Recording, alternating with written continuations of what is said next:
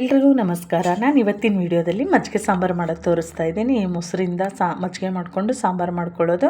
ಈ ಮಜ್ಜಿಗೆ ಸಾಂಬಾರು ಬಿಸಿ ಬಿಸಿಯಾಗಿ ಮುದ್ದೆಗೆ, ಅನ್ನಕ್ಕೆ ಎಲ್ಲ ತುಂಬ ಚೆನ್ನಾಗಿರುತ್ತೆ. ಈಸಿಯಾಗಿ ನಾವು ಮಾಡ್ಕೋಬೋದು. ಬನ್ನಿ ಆಗಿದ್ದರೆ ಯಾವ ಥರ ಮಾಡೋದು ಅಂತ ನೋಡ್ಕೊಂಬರೋಣ. ಫಸ್ಟ್ ಇದಕ್ಕೆ ಏನೇನು ಐಟಮ್ಸ್ ಬೇಕು ಅಂತ ನೋಡ್ಕೊಳ್ಳೋಣ. ನೋಡಿ, ನಾನು ಫಸ್ಟು ಇದಕ್ಕೆ ನಾನು ಒಂದಿಷ್ಟು ಮೊಸರು, ಒಂದು ಅರ್ಧ ಲೀಟ್ರಷ್ಟು ಮೊಸರು ತೊಗೊಂಡಿದ್ದೀನಿ, ಗಟ್ಟಿ ಮೊಸರು. ಇದನ್ನು ನಾವು ಮಜ್ಜಿಗೆ ಮಾಡಿಟ್ಕೋಬೇಕು. ಅದಕ್ಕೆ ಒಂದು ಅರ್ಧ ಲೀಟ್ರ್ ಮೊಸರು. ಇನ್ನು ಇದೆಲ್ಲ ನಾನು ಮಿಕ್ಸಿ ಮಾಡ್ಕೊಳ್ಳೋಕ್ಕೆ ಒಂದು 2 ಸ್ಪೂನಷ್ಟು ನಾನು ಧನಿಯಾ ಬೀಜ ತೊಗೊಂಡಿದ್ದೀನಿ, 1 ಸ್ಪೂನಷ್ಟು ಜೀರಿಗೆ, 1/4 ಟೀ ಸ್ಪೂನಷ್ಟು ಮೆಣಸು ತೊಗೊಂಡಿದ್ದೀನಿ, ಆಮೇಲೆ ಒಂದು 1/4 ಟೀ ಸ್ಪೂನಷ್ಟು ಅರಿಶಿನ ಪೌಡ್ರ್ ತೊಗೊಂಡಿದ್ದೀನಿ, ಖಾರಕ್ಕೆ ತಕ್ಕಂಗೆ ಹಸಿಮೆಣ್ಸಿನ್ಕಾಯಿ, 1 ಈರುಳ್ಳಿನ ಕಟ್ ಮಾಡಿ ಇಟ್ಕೊಂಡಿದ್ದೀನಿ ಇದು ಮಿಕ್ಸಿಗೆ ಹಾಕ್ಕೊಳ್ಳೋಕ್ಕೆ, ಇನ್ನು 2 ಬೆಳ್ಳುಳ್ಳಿ ಸುಲಿದಿಟ್ಕೊಂಡಿದ್ದೀನಿ, ಒಂದು ಸ್ವಲ್ಪ ಹಸಿ ಶುಂಠಿ, ಕೊತ್ತಂಬರಿ ಸೊಪ್ಪು, ಇದೆಲ್ಲ ಮಿಕ್ಸಿಗೆ ಹಾಕ್ಕೊಳ್ಳೋಕ್ಕೆ. ಆಮೇಲೆ ನಾನು 1 ಸ್ಪೂನ್ ಕಡಲೆಬೇಳೆ, 1 ಸ್ಪೂನ್ ಅಕ್ಕಿನೂ ಅಷ್ಟೇ 2 ಅವರ್ಸ್ ಮುಂಚೆ ನೆನೆಸಿಟ್ಟಿದ್ದೆ, ಇದನ್ನು ಮಿಕ್ಸಿಗೆ ಹಾಕ್ಕೋಬೇಕು. ಇನ್ನು ಒಂದು ಸ್ವಲ್ಪ ಕಡಲೆಕಾಳು ತೊಗೊಂಡಿದ್ದೀನಿ. ಇದು ಆಪ್ಷನಲ್ಲು, ಬೇಕು ಅಂದರೆ ಹಾಕ್ಕೊಳ್ಳಿ, ಬೇಡ ಅಂದರೆ ಸ್ಕಿಪ್ ಮಾಡಿ. ರುಚಿಗೆ ತಕ್ಕಷ್ಟು ಉಪ್ಪು. ಇನ್ನು ಮೊಸರನ್ನ ಮಜ್ಜಿಗೆ ಮಾಡ್ಕೋಬೇಕು. ಇನ್ನು ಒಗ್ಗರಣೆಗೆ ಎಣ್ಣೆ, ಸಾಸಿವೆ ಮತ್ತು ಕರಿಬೇವು, ಒಂದು 2ರಿಂದ 3 ಈರುಳ್ಳಿನ ಕಟ್ ಮಾಡಿ ಇಟ್ಕೊಂಡಿದ್ದೀನಿ ಒಗ್ಗರಣೆಗೆ ಹಾಕ್ಕೊಳ್ಳೋಕ್ಕೆ. ಇಷ್ಟು ಐಟಮ್ಸ್ ಬೇಕು. ಇವಾಗ ನೋಡಿ, ನಾನು ಫಸ್ಟ್ ಒಂದು ಚಿಕ್ಕದ ಬಾಣಲಿ ತೊಗೊಂಡು ನಾನು ಇದನ್ನೇನು ಕಡಲೆಕಾಳು ತೊಗೊಂಡಿದ್ನಲ್ವ ಅದನ್ನು ಸ್ವಲ್ಪ ಲೋ ಫ್ಲೇಮಲ್ಲಿ ಇಟ್ಕೊಂಡು ಈ ಥರ ಹುರ್ಕೋಬೇಕು. ಹುರಿಯೋದೆಲ್ಲ ಆದಮೇಲೆ ನೋಡಿ ಇಷ್ಟೆಲ್ಲ ಆಗಿರುತ್ತಲ್ವ, ಇದನ್ನು ಒಂದು ಸ್ವಲ್ಪ ನೀರು ಹಾಕ್ಬಿಟ್ಟು ನೆನೆಯಕ್ಕೆ ಬಿಟ್ಬಿಡೋಣ. ಇವಾಗ ಒಂದು ಮಿಕ್ಸಿ ಜಾರ್ ತೊಗೊಂಡು ನಾವೇನು ಮಿಕ್ಸಿ ಮಾಡ್ಕೊಳ್ಳೋಕ್ಕೆಲ್ಲ ತೊಗೊಂಡಿದ್ವಲ್ವ, ಮೆಣಸಿನ್ಕಾಯಿ, ಈರುಳ್ಳಿ, ಆಮೇಲೆ ಶುಂಠಿ, ಬೆಳ್ಳುಳ್ಳಿ, ಇದು ಧನಿಯಾ ಬೀಜ, ಕೊತ್ತಂಬರಿ ಮತ್ತು ಜೀರಿಗೆ ಎಲ್ಲ ಹಾಕ್ಕೊಂಡು, ಮೆಣಸು ಹಾಕ್ಕೊಂಡು, ಈ ಕಡಲೆಬೇಳೆ ಅಕ್ಕಿ ನೆನೆಸಿರೋದನ್ನು ಹಾಕ್ಕೊಂಡು, ಅದಕ್ಕೆ ಸ್ವಲ್ಪ ನೀರು ಹಾಕ್ಕೊಂಡು ಮಿಕ್ಸಿ ಮಾಡ್ಕೊಂಬರೋಣ. ಇದು ಒಂದು ಸ್ವಲ್ಪ ಮಿಕ್ಸಿ ಆದಮೇಲೆ ಇನ್ನೊಂದು ಸ್ವಲ್ಪ ನೀರು ಹಾಕ್ಕೊಂಡು ಇದಕ್ಕೆ ನಾನು ಉಪ್ಪು ಹಾಕ್ಕೊಂಡಿದ್ದೀನಿ. ಉಪ್ಪು ಹಾಕ್ಕೊಂಡ್ರೆ ಇದರಲ್ಲಿ ಸ್ವಲ್ಪ ಉಪ್ಪು ಹಾಕಿರ್ತೀನಿ. ಆಮೇಲೆ ಒಂದು ಚಿಟಿಕೆ ಅರಿಶಿನ ಇದಕ್ಕೂ ಹಾಕ್ತೀನಿ, ಒಗ್ಗರಣೆಗೂ ಹಾಕ್ತೀನಿ ಅರಿಶಿನೂ. ನೋಡಿ, ಇದನ್ನು ನೈಸ್ ಪೇಸ್ಟ್ ಥರ ಮಾಡಿಕೊಂಡು ನಾವು ಮಿಕ್ಸಿ ಮಾಡಿ ಇಟ್ಕೋಬೇಕು. ಇನ್ನೊಂದು ನಾನು ಮಿಕ್ಸಿ ಜಾರ್ ತೊಗೊಂಡು ಮಜ್ಜಿಗೆ ಮಾಡ್ಕೊತಾ ಇದ್ದೀನಿ. ನಾನೇನು ಮೊಸರು ತೊಗೊಂಡಿದ್ನಲ್ವ ಅದೇ ಮೊಸರನ್ನ ನಾನು ಮಿಕ್ಸಿ ಜಾರಿಗೆ ಹಾಕ್ಕೊಂಡು ಒಂದು ಸ್ವಲ್ಪ ಹಂಗೆ ವಿಪ್ಪರಲ್ಲಿ ನಾನು ಮಜ್ಜಿಗೆ ಮಾಡ್ಕೊತಾ ಇದ್ದೀನಿ. ಸ್ವಲ್ಪ ನೀರು ಹಾಕ್ಕೊಂಡು ನೋಡಿ ಈ ಥರ ಮಜ್ಜಿಗೆ ರೆಡಿ ಮಾಡಿ ಇಟ್ಕೊಳ್ಳೋಣ. ಇವಾಗ ನಾನು ಸ್ಟವ್ ಆನ್ ಮಾಡಿಬಿಟ್ಟು ಒಂದು ಬಾಣಲಿ ಇಟ್ಟು ಒಗ್ಗರಣೆಗೆ ಹಾಕ್ಕೊತಾ ಇದ್ದೀನಿ.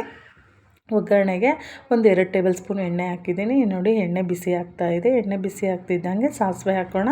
ಫಸ್ಟು ಸಾಸಿವೆ ಹಾಕ್ಬಿಟ್ಟು ಸಾಸಿವೆ ಚಟಪಟ ಅಂತ ಸಿಡಿದ್ಮೇಲೆ ಇದಕ್ಕೆ ನಾವು ಕರಿಬೇವು ಮತ್ತು ಇದು ಒಣಮೆಣ್ಸಿನ್ಕಾಯಿ ಹಾಕಬೇಕು. ಬೇಕು ಅಂದರೆ ಹಾಕ್ಕೊಳ್ಳಿ, ಬೇಡ ಅಂದರೆ ಸ್ಕಿಪ್ ಮಾಡಿ. ನಾನು ಇಲ್ಲಿ ಸಾಂಬಾರಲ್ಲಿ ಚೆನ್ನಾಗಿರುತ್ತೆ ಒಣಮೆಣ್ಸಿನ್ಕಾಯಿ ಅಂದರೆ 1-2 ಮೆಣ್ಸಿನ್ಕಾಯಿ ಹಾಕ್ಬಿಟ್ಟು ಆಮೇಲೆ ಸ್ವಲ್ಪ ಹಿಂಗೆ ಹಾಕಿ ಈರುಳ್ಳಿ ಹಾಕ್ಕೊತಾ ಇದ್ದೀನಿ. ಈರುಳ್ಳಿ ಎಲ್ಲ ಸ್ವಲ್ಪ ಟ್ರಾನ್ಸ್ಪರೆಂಟ್ ಆಗಲಿ. ಈರುಳ್ಳಿ ಎಲ್ಲ ಸ್ವಲ್ಪ ಟ್ರಾನ್ಸ್ಪರೆಂಟ್ ಆದಮೇಲೆ ನಾನೇನು ಕಾಳು ನೆನೆಸಿಟ್ಟಿದ್ನಲ್ವ ಕಾಳನ್ನು ಹಾಕ್ಕೋತಾ ಇದ್ದೀನಿ. ನೀರಿಂದ ತೆಗೆದು ಆ ಕಾಳನ್ನು ಈ ಒಗ್ಗರಣೆಲೆ ಹಾಕಿ ಇದು ಎಲ್ಲ ಸ್ವಲ್ಪ ಚೆನ್ನಾಗಿ ಬೇಯಲಿ 1-2 ನಿಮಿಷ. ಇದು ಬೆಂದಾದಮೇಲೆ ನಾವೇನು ಮಿಕ್ಸಿ ಮಾಡ್ಕೊಂಡಿರ್ತೀವಲ್ವ ಅದನ್ನು ಇದರೊಳಗೆ ಹಾಕಬೇಕು. ಇವಾಗ ನೋಡಿ ಸ್ವಲ್ಪ ಆಗಿದೆ ಅಲ್ವ. ನಾನು ಅರಿಶಿನ ಒಂದು ಚಿಟಿಕೆ ಅದರಲ್ಲಿ ಹಾಕಿದ್ದೆ. ಒಂದು ಒಗ್ಗರಣೆಯಲ್ಲಿ ಸ್ವಲ್ಪ ಕಲರ್ ಚೆನ್ನಾಗಿ ಬರಲಿ ಅಂತ ಇದರಲ್ಲಿ ಒಂದು ಸ್ವಲ್ಪ ಅರಿಶಿನ ಹಾಕಿ ನೀಟಾಗೆಲ್ಲ ಮಿಕ್ಸ್ ಮಾಡ್ಕೊಳ್ಳೋಣ. 1-2 ನಿಮಿಷ ಆಯ್ತಲ್ವ, ಇದು ಚೆನ್ನಾಗಿ ಬೆಂದಿದೆ. ಇವಾಗ ನಾವು ಮಿಕ್ಸಿ ಮಾಡ್ಕೊಂಡಿರೋ ಖಾರನ ಹಾಕ್ಬಿಟ್ಟು ಚೆನ್ನಾಗಿ ಇದನ್ನು ಒಂದು ಸ್ವಲ್ಪ ಸ್ಮೆಲ್ ಹೋಗೋವರೆಗೂ ಫ್ರೈ ಮಾಡಿಕೊಂಡು ಅದೇ ಜಾರಿಗೆ ನಾವು ನೀರು ಹಾಕಿ ನೀಟಾಗೆಲ್ಲ ಮಿಕ್ಸ್ ಮಾಡ್ಕೊಳ್ಳೋಣ. ನೀಟಾಗೆಲ್ಲ ಮಿಕ್ಸ್ ಮಾಡಿಕೊಂಡು ಸ್ವಲ್ಪ ಕೈ ಆಡಿಸ್ತಾನೆ ಇರಬೇಕು. ಆಮೇಲೆ ನಾವೇನು ಮಜ್ಜಿಗೆ ಮಾಡಿ ಇಟ್ಕೊಂಡಿರ್ತೀವಿ ಅಲ್ವಾ, ಆ ಮಜ್ಜಿಗೆನೂ ಹಾಕಿಬಿಟ್ಟು ಚೆನ್ನಾಗೆಲ್ಲ ಮಿಕ್ಸ್ ಮಾಡಿ, ನಾವು ಅಕ್ಕಿ ಮತ್ತು ಕಡಲೆಬೇಳೆ ಹಾಕಿರೋದ್ರಿಂದ ಅದು ಸ್ವಲ್ಪ ಬಿಸಿ ಆಗೋವರೆಗೂ ನೀಟಾಗಿ ಮಿಕ್ಸ್ ಆಗೋವರೆಗೂ ನಾವು ಕೈ ಆಡಿಸ್ತಾನೆ ಇರಬೇಕು ಸೌಟಿಂದ.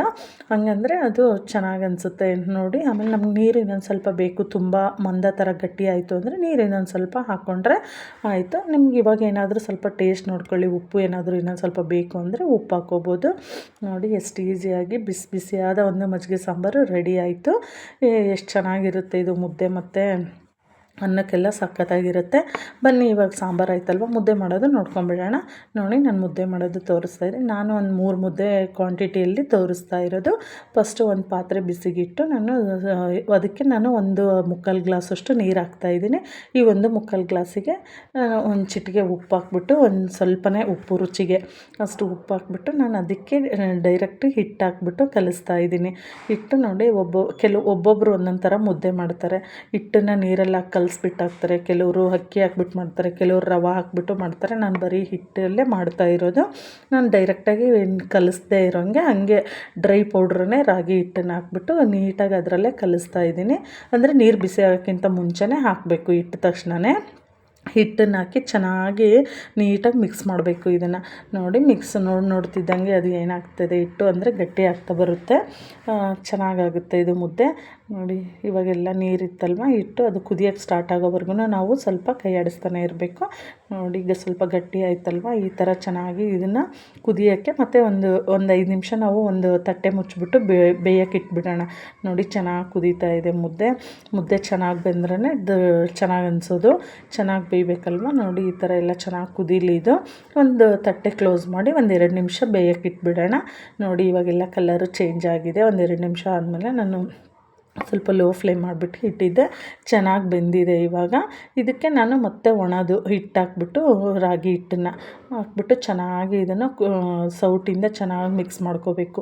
ಗಂಟಿಲ್ಲದೆ ಇರೋಂಗೆ ನೀಟಾಗೆಲ್ಲ ಮಿಕ್ಸ್ ಮಾಡಿ, ನಮಗೆ ತುಂಬ ಗಟ್ಟಿ ಮುದ್ದೆ ಬೇಕು ಅಂದರೆ ಇನ್ನೊಂದು ಸ್ವಲ್ಪ ಹಿಟ್ಟು ಹಾಕ್ಕೊಳ್ಳಿ. ನಾವು ತುಂಬ ಗಟ್ಟಿ ಮುದ್ದೆ ಮಾಡಲ್ಲ, ಸ್ವಲ್ಪ ಮೀಡಿಯಮ್ ಆಗಿರುತ್ತೆ. ಅದಕ್ಕೆ ನನಗೆ ಈ ಕನ್ಸಿಸ್ಟೆನ್ಸಿ ಸಾಕು. ಇಷ್ಟು ನಾನು ಈ ಕನ್ಸಿಸ್ಟೆನ್ಸಿಯಲ್ಲೇ ಮಾಡೋದು. ಇಷ್ಟು ಹಿಟ್ಟು ಹಾಕಿದ್ದೀನಿ ಸಾಕು. ಇವಾಗ ಕರೆಕ್ಟಾಗಿ ಆಗುತ್ತೆ ಅದು ಮುದ್ದೆ.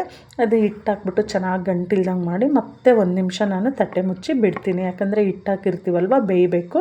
ಅದಕ್ಕೆ 1 ನಿಮಿಷ ಬಿಟ್ಟಾದಮೇಲೆ ನೋಡಿ ಚೆನ್ನಾಗಿ ಬೆಂದಿದೆ. ಈ ಥರ ಎಲ್ಲ ಹೊಂದಿಕೆ ಆಗಬೇಕು. ಅದು ಚೆನ್ನಾಗಿ ಬೆಂದಾದಮೇಲೆ ಇವಾಗ ನಾನು ರೆಡಿ ಆಯ್ತಲ್ವ. ಇವಾಗ ಇದನ್ನ ಸ್ಟವ್ ಆಫ್ ಮಾಡಿಬಿಟ್ಟು ಕೆಳಗೆ ಇಟ್ಕೊಂಡು ಒಂದು ಮುದ್ದೆ ಮಾಡೋದು ಇರುತ್ತಲ್ವ ಸೌಟು, ಆ ಸೌಟಿಗೆ ಸ್ವಲ್ಪ ನೀರು ಹಚ್ಬಿಟ್ಟು ಕೈಗೂ ನೀರು ಹಚ್ಚಿ ಹಾಕ್ಕೊಂಡು ನಮಗೆ ಯಾವ ಸೈಜ್ ಬೇಕೋ ಆ ಸೈಜ್ ಮುದ್ದೆನ ನಾವು ಮಾಡಿಕೊಂಡು ಹಾಕ್ಕೋಬೇಕು. ಇದೇ ಥರ ನೋಡಿ ಮತ್ತೆ ಇನ್ನೊಂದು ನೀರು ಹಾಕ್ಕೊಂಡು ಕೈಗೆ ನೀರು ಹಚ್ಕೋಬೇಕು, ಬಿಸಿ ಇರುತ್ತಲ್ವ. ಈ ಥರ ಮಾಡಿ ನಾನು ತಗೊಂಡಿರೋ 1 ಕಪ್ಪಿಗೆ 3 ಮುದ್ದೆ ಆಗುತ್ತೆ. ಈ ಮುದ್ದೆ ಕ್ವಾಂಟಿಟಿಗೆ ನಾನು 1 ನೀರಾದರೆ ಸಾಕು. ಆ ಕಪ್ಪಲ್ಲಿ 3ರಿಂದ ಚಿಕ್ಕದು ಆದರೆ 3 ಮುದ್ದೆ ಮಾಡ್ಕೋಬೋದು, ತುಂಬ ದೊಡ್ಡದಾದರೆ 2 ಮುದ್ದೆ ಸಾಕು. ನೋಡಿ ಇದು ಈ ಮುದ್ದೆನೂ ರೆಡಿ ಆಯಿತು. ಈ ಮುದ್ದೆಗೆ ಈ ಮಜ್ಜಿಗೆ ಸಾಂಬಾರು ಸ್ವಲ್ಪ ತುಪ್ಪ ಹಾಕ್ಕೊಂಡು ತಿಂದರೆ ಬಿಸಿ ಬಿಸಿಯಾಗಿ ಸಕ್ಕತ್ತಾಗಿರುತ್ತೆ. ಈ ಚಳಿಗೂ ಅದಕ್ಕೂ ಸೂಪರಾಗಿರುತ್ತೆ ಟೇಸ್ಟ್ ಮಾತ್ರ. ನೀವು ಒಂದ್ಸರಿ ಟ್ರೈ ಮಾಡಿ ನೋಡಿ. ನಿಮಗೂ ಈ ವಿಡಿಯೋ ಇಷ್ಟ ಆಗಿದ್ದರೆ ಪ್ಲೀಸ್ ಲೈಕ್ ಮಾಡಿ, ಶೇರ್ ಮಾಡಿ ಮತ್ತು ಸಬ್ಸ್ಕ್ರೈಬ್ ಮಾಡಿ. ಇನ್ನೂ ನನ್ನ ಚಾನಲ್ ಯಾರೆಲ್ಲ ಸಬ್ಸ್ಕ್ರೈಬ್ ಮಾಡ್ಕೊಂಡಿಲ್ಲ ಪ್ಲೀಸ್ ಸಬ್ಸ್ಕ್ರೈಬ್ ಮಾಡ್ಕೊಳ್ಳಿ. Thank you.